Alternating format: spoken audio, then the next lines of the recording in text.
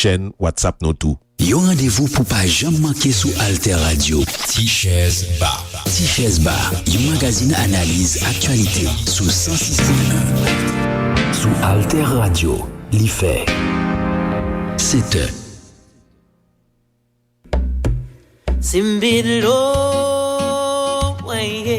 Bonjour, ici Malou Boboir sur Alter Radio. Alter Radio, l'idée frais.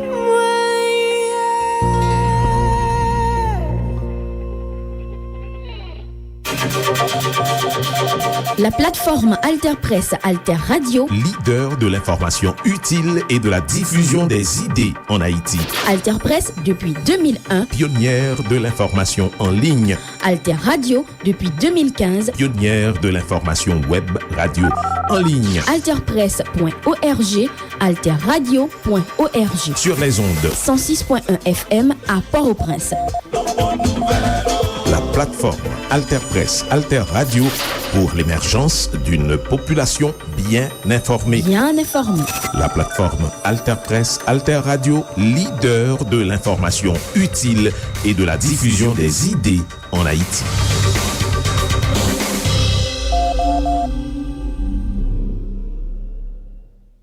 Koumanouye.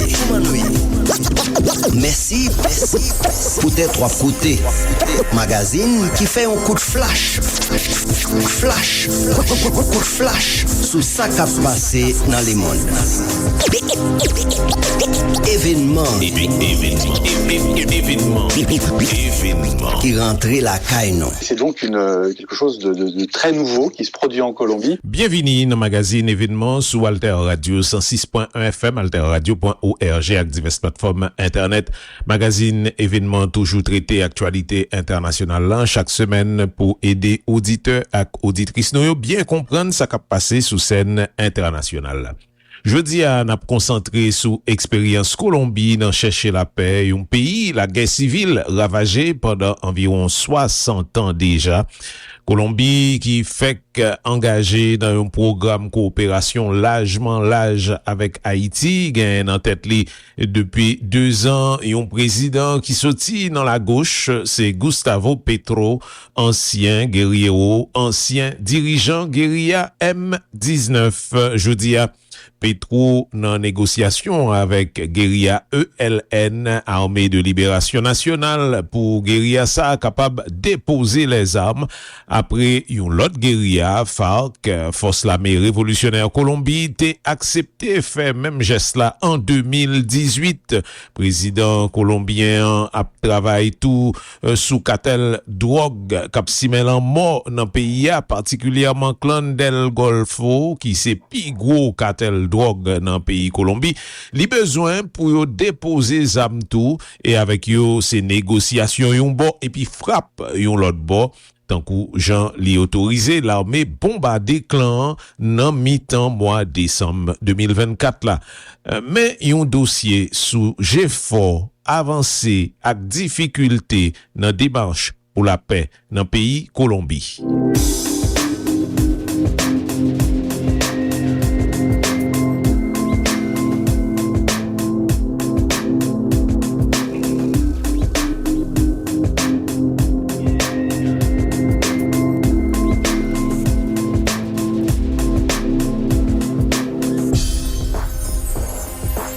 Les FARC cesseront d'exister.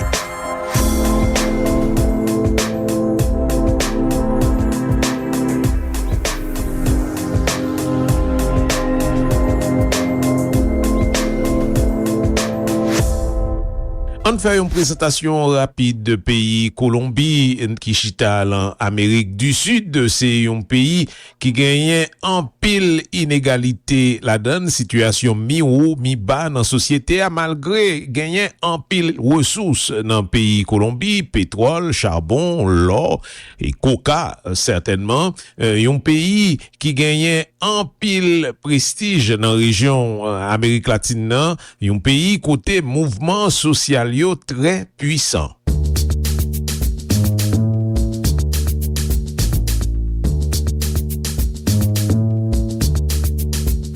Les clivages sociaux et la question agraire divisent la Colombie depuis toujours, alimentée par le trafic de drogue, la cocaïne principalement. À partir de 1964, la guerre civile va opposer deux camps. Les FARC, réfugiés dans la jungle, luttent par tous les moyens pour établir un régime communiste, basé sur la redistribution des terres des grands propriétaires aux petits paysans. Extorsion, enlèvement, assassinat, les guérilleros multiplient les crimes et finiront par se couper de leur base populaire. Les Autodéfenses Unies de Colombie, le principal groupe paramilitaire du pays, protège lui les intérêts des grands propriétaires terriens. Très liés à la droite colombienne et à l'armée, les paramilitaires seraient responsables de 80% des assassinats civils pendant le conflit selon l'ONU. Novembre 2016, le président Juan Manuel Santos signe un accord de paix historique avec les FARC qui lui vaut le prix Nobel de la paix. Après plus d'un demi-siècle, le conflit armé aura fait plus de 260 000 morts, 120 000 disparus et 6 millions de déplacés.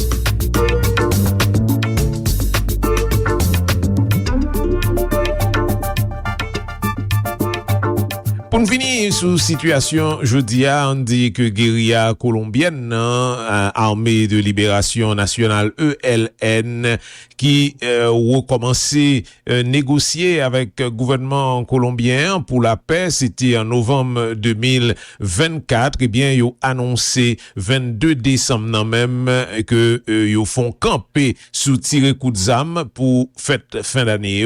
D'après un communiqué guérilla publié, gouvernement lui-même tout, li publié déclaration sous ça, il fait connaître que suspendre tirer zam ça, c'est un geste pour la paix pour peuple colombien dans occasion fête Noël avec jour de l'an. C'est ça que communiqué a fait connaître. Président colombien lui-même beaucoup de parle pendant le partager même déclaration sous compte X li mettait message ça à tout.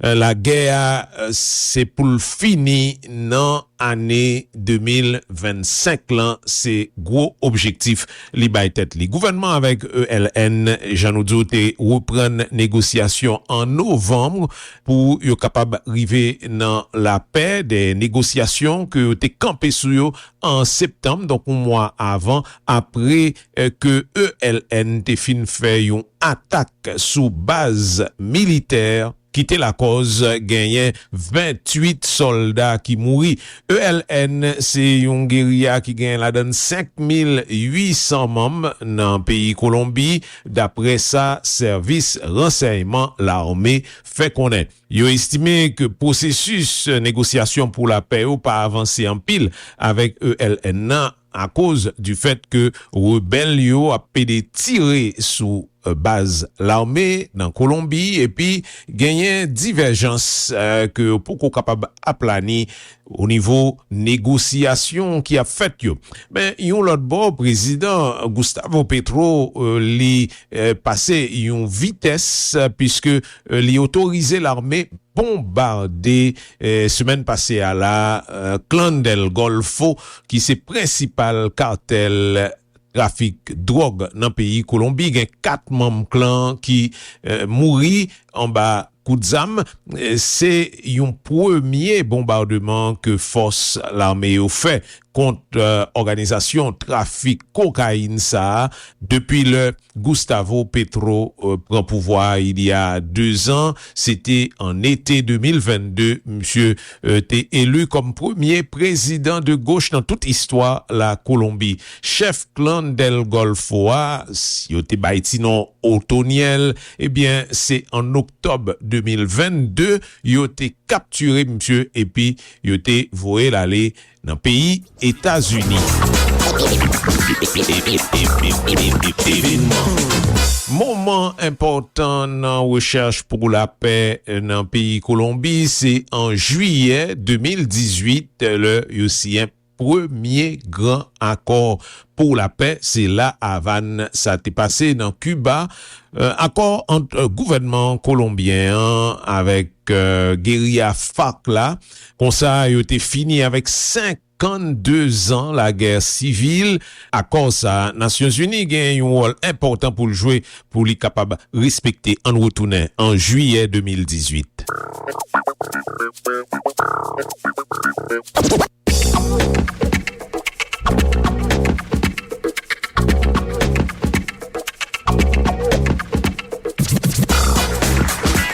C'est une poignée de main lourde de sens. Elle scelle la fin de 52 années de guerre civile en Colombie. L'accord de paix signé ce mercredi à La Havane par le gouvernement colombien et la guérilla des FARC s'appliquera selon des conditions bien précises. Les FARC remettront leurs armes aux Nations Unies selon un calendrier qui a déjà été annoncé dans un délai de 6 mois. Tout ce processus, comme vous le savez, sera vérifié et contrôlé par une commission de l'ONU. Ce qui veut dire que les FARC cesseront d'exister et se transformeront en un mouvement politique non armé. Cette annonce a été accueillie avec joie à Bogota. L'immense majorité des 47 millions de Colombiens n'a jamais connu la paix. Le conflit qui a débuté en 1964 a fait 260 000 morts dans le pays. Je pense que c'est un moment historique. Ça nous donne la possibilité de rêver, de commencer à construire et à rendre concret ce à quoi tant de gens ont travaillé depuis si longtemps, à savoir bâtir la paix, la non-violence, gérer les conflits autrement qu'avec les armes.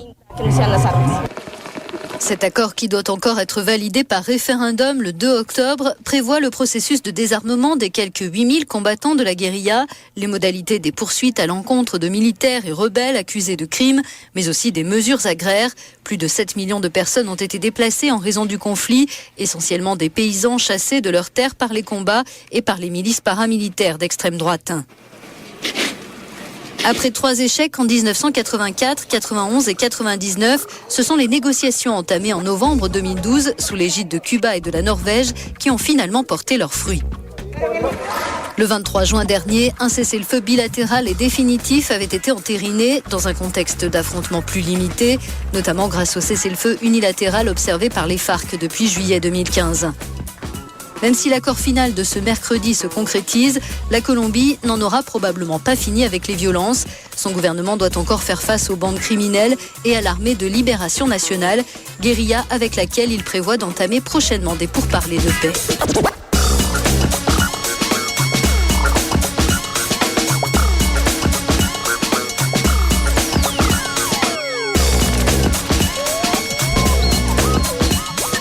Réaction Ingrid Betancourt après signature accord de paix entre FARC avec gouvernement colombien. FARC qui était Kembe, Ingrid Betancourt, c'est une grande personnalité franco-colombienne. Il était Kembe en otage pendant plus passé 6 ans, de 2002 à 2008.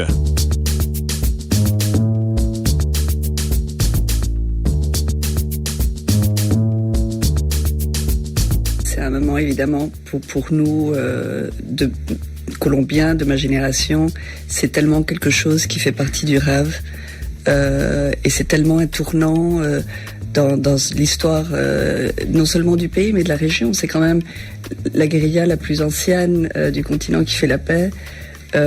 Pour nous, Colombiens, on parle toujours de 60 années de violence, c'est beaucoup plus que ça. Les guerres civiles se sont succédées en Colombie, donc ni mes parents, ni mes grands-parents, ni mes arrière-grands-parents en Colombie. Vous connu la paix? Non. Jamais. Donc c'est vraiment, et on le sent, c'est-à-dire qu'on fait partie d'une population qui vit dans un contexte traumatique de la guerre avec des réactions, avec des relations humaines qui sont, si vous voulez, le fait de cette incompréhension, le fait de ne pas avoir confiance dans l'autre, le fait de vivre dans des institutions qui ne vous inspirent pas de respect, etc., etc. Ça pèse sur tout le pays. C'est un pays en guerre depuis des années et ça pèse sur toute la vie. Sur la vie, sur les rapports que l'on a en famille, sur les rapports qu'on a avec les autres, sur la façon dont on décode les informations, dans la façon dans laquelle on vit en tant que citoyen. Donc c'est vrai que voir ces images et regarder, enfin voir le regard des gens. De temps en temps, il y avait on voyait les spectateurs dans l'audience, pas seulement ceux qui étaient sur l'estrade. Sur l'estrade. Ouais. Et on sent cette émotion. C'est les gens pleuraient. Et c'est ce qu'on sent. C'est très fort. Vous aviez vous-même été invité à Carthagène. Oui. Et vous êtes resté en France. Oui. Pourquoi? Je crois que j'avais besoin d'être en retrait. Ce sont des émotions très très fortes. C'est-à-dire que les gens qui sont sur l'estrade, ce sont mes anciens geôliers. Je les ai vus quand j'étais en captivité. Et quand on a ces émotions contradictoires, d'une certaine façon, on n'a pas envie de contaminer les autres avec ce qui se passe dans notre tête. Et j'avais envie de tout simplement d'avoir la possibilité de regarder ça en me réjouissant du bonheur des autres. Et véritablement, c'est ce qui s'est passé. Et vous n'aviez pas envie d'être vu à ce moment-là? Observer. Oui. J'avais envie d'observer sans être observé, c'est surtout ça, oui. Vous avez entendu à l'instant Timoshenko, le chef des FARC, demander pardon aux victimes. On en avait besoin. Vous êtes une victime. Oui. Vous lui accordez ce pardon?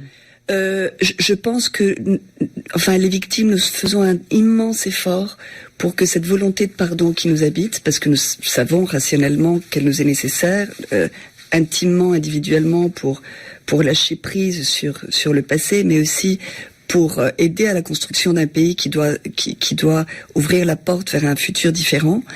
Elle entre en contradiction évidemment avec les souvenirs.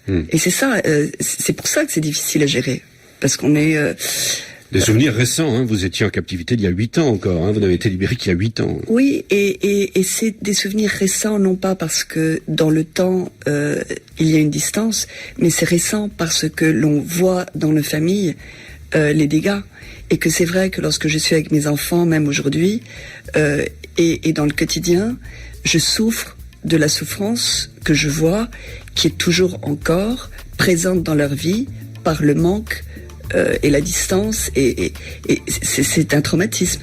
Et même si on est dans le bonheur, et je vous cache pas que c'est le moment le plus heureux de ma vie, je viens d'être grand-mère, je suis très très heureuse, quand je suis avec mon petit bébé de petit-fils, et que je suis avec ma fille, eh bien, on a des moments comme ça, très forts, de se dire... On vous a volé du temps. Oui.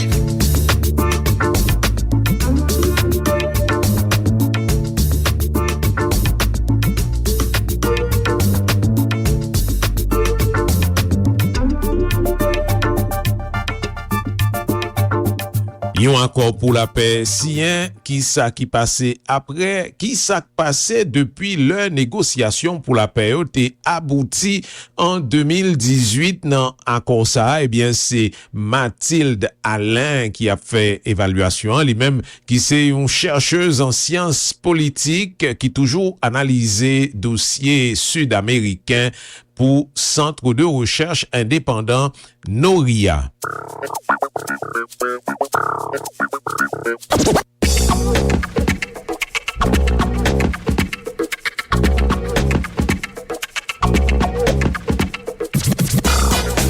De 2012 à 2016, les FARC négocient avec le gouvernement colombien à La Havane. Et les FARC, ce sont seulement une des guérillas en Colombie. Il existe d'autres acteurs armés en Colombie. En octobre, est soumis à référendum cet accord de paix. Il est rejeté par les Colombiens et il va être ensuite revu très rapidement, un peu en catimini, pour être ratifié en novembre 2016. Donc déjà, il y a une certaine difficulté à mettre en œuvre et à faire accepter aux Colombiens ce processus de paix. Et puis ensuite, en 2018, on a l'arrivée au pouvoir d'Ivan Duque, un président qui s'est toujours opposé à la mise en place d'un accord de paix. Donc on peut comprendre que ce processus est mal parti depuis le début. Alors vous dites de nombreuses mesures n'ont pas été mises en œuvre. Alors est-ce qu'on peut dire exactement, est-ce que vous pouvez nous dire exactement quelles sont ces mesures qui n'ont pas été mises en œuvre et qui expliquent aujourd'hui le retour aux armes de certains commandants des FARC ? Alors l'accord de paix, il était constitué de 5 principaux points et le point qui intéressait le plus ces commandants, c'était le point de la participation politique, donc de la transformation de la guérilla en parti politique, ce qui a été fait. Le parti FARC a été créé. Cependant, il y a eu une certaine lenteur à mettre en œuvre la sécurité politique et juridique des représentants du parti FARC et aussi des anciens commandants qui avaient peur finalement de ne pas faire partie du processus de justice transitionnelle et d'être catégorisés comme des délinquants communs et donc de passer par la justice ordinaire. Et finalement, c'était un manque de volonté politique pour affirmer qu'il y avait cette sécurité juridique pour ces commandants-là. Bien sûr, ceci n'explique pas tout. Il faut aussi regarder les reconfigurations territoriales actuellement à l'œuvre en Colombie et qui font que la reprise de certains territoires représente une manne financière importante pour certains leaders politiques anciens FARC.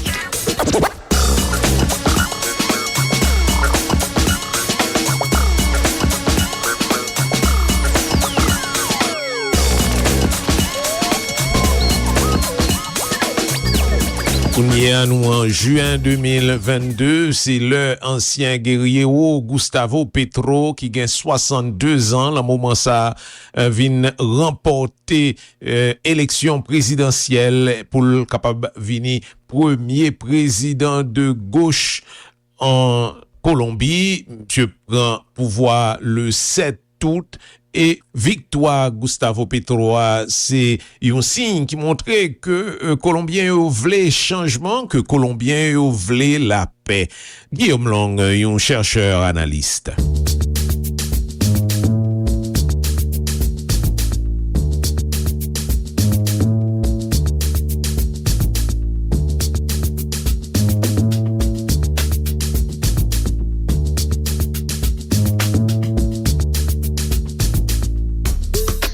Alors c'est en effet une bascule très importante en Colombie puisque, comme vous l'avez dit, la gauche n'a jamais gouverné en Colombie et il y a une histoire d'élites colombiennes quand même assez puissantes qui ont toujours évité un basculement à gauche, comme il y a eu d'ailleurs dans d'autres pays d'Amérique latine, dans certains pays voisins de la Colombie. Et c'est donc quelque chose de très nouveau qui se produit en Colombie. En partie, la gauche n'a pas gouverné en Colombie à cause de la situation de guerre civile qui s'est produite en Colombie pendant de nombreuses décennies. Et cette sorte de situation de guerre qui polarisait tellement les choses qu'il était presque impossible pour la gauche d'arriver au pouvoir de façon... elle est arrivée au Parlement, mais d'arriver à la présidence, elle était toujours accusée d'être d'un côté du conflit et elle se trouvait aussi dans une situation très très vulnérable par rapport aux assassinats, par rapport aux exactions des groupes paramilitaires. C'était une gauche qui voulait absolument la paix, justement pour pouvoir participer de façon pleine au processus démocratique et puis d'arriver un jour au pouvoir. Les forces politiques du pays ont envoyé des signaux positifs. Comment, cette fois, le président va-t-il devoir composer face à la puissance des cartels et des groupes paramilitaires ? Alors, Petro avait une plateforme qui était double. D'un côté, la justice sociale, on pourra peut-être en reparler. De l'autre côté, la paix. La paix en Colombie qui, même si elle a été signée en 2016 avec les FARC, n'est toujours... la situation colombienne, en plus, s'aggrave. Il y a un regain de violence ces 2 dernières années. Il y a des FARC qui sont quand même assez déçus dans l'ensemble, puisque le gouvernement d'Ivan Duque ces 4 dernières années, Ivan Duque qui était d'ailleurs pas favorable au processus de paix, n'a pas vraiment fait le suivi nécessaire pour que ce post-conflit, cette paix puisse s'institutionnaliser, puisse s'approfondir dans les territoires. Donc il faut reprendre le processus de paix. Petro aussi a annoncé qu'il voulait signer la paix avec l'autre grand groupe guérillero avec lequel la paix n'a pas été signée en 2016. C'est l'ELN qui s'est renforcé ces dernières années puisque l'ELN a quand même réussi à remplir certains des vides qu'avaient laissés les FARC. Et puis finalement, l'autre grand volet dont vous avez parlé, ce sont les cartels de la drogue, les groupes paramilitaires qui sont souvent des sortes de gangs armés des grands cartels de la drogue. Il y en a un en particulier, le clan du Golfo en Colombie, qui est devenu le cartel tout puissant. Gustavo Petro a parlé aussi d'une approche qui irait plutôt vers des négociations avec certains groupes armés, notamment le clan du Golfo, pour des amnisties, un processus de justice transitionnelle un peu qui ressemble sous certains aspects au processus de paix, pour essayer d'avoir moins de violence en Colombie et de résoudre ce problème historique d'une Colombie violente avec un conflit qui n'en finit pas. Il y a aussi de nombreux défis. Réduire les inégalités entre les Colombiens, entre la population. Comment est-ce qu'ils comptent s'y prendre ? Alors ça, c'est très important parce que c'est pas une coïncidence que les 2 candidats qui sont passés au 2e tour ont été des candidats anti-système. Donc le vainqueur, Gustavo Petro, qui était quand même un candidat de gauche. Bon, la première fois, on l'a dit que la gauche arrive au pouvoir en Colombie, mais aussi son opposant, le candidat Rodolfo Hernández, plus difficile de définir politiquement, mais quand même anti-establishment, anti-système, et qui avait aussi une plateforme sociale quand même importante. Et ça, c'est important de le dire, c'est parce que le contexte colombien est aujourd'hui très grave en termes sociaux. C'est le pays le plus inégal, d'une des régions les plus inégales du monde, l'Amérique latine.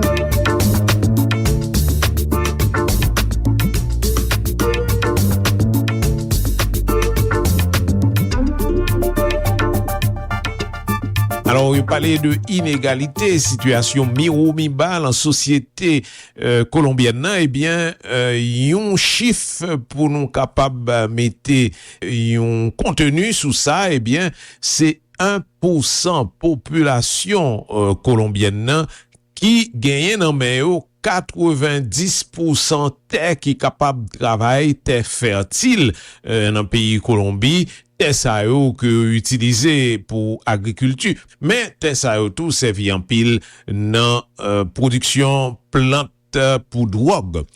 Sous question la PA, n'a dit que devant Conseil sécurité de l'ONU, président colombien Gustavo Petro lui promettent pour continuer travail pour que accord de paix que t'es joint en 2018 là tourne réalité nette pour que pas de conflit encore du tout.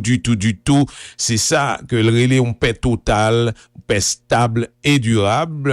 Principal problème nan d'après Gustavo Petro, c'est l'argent qui manquait.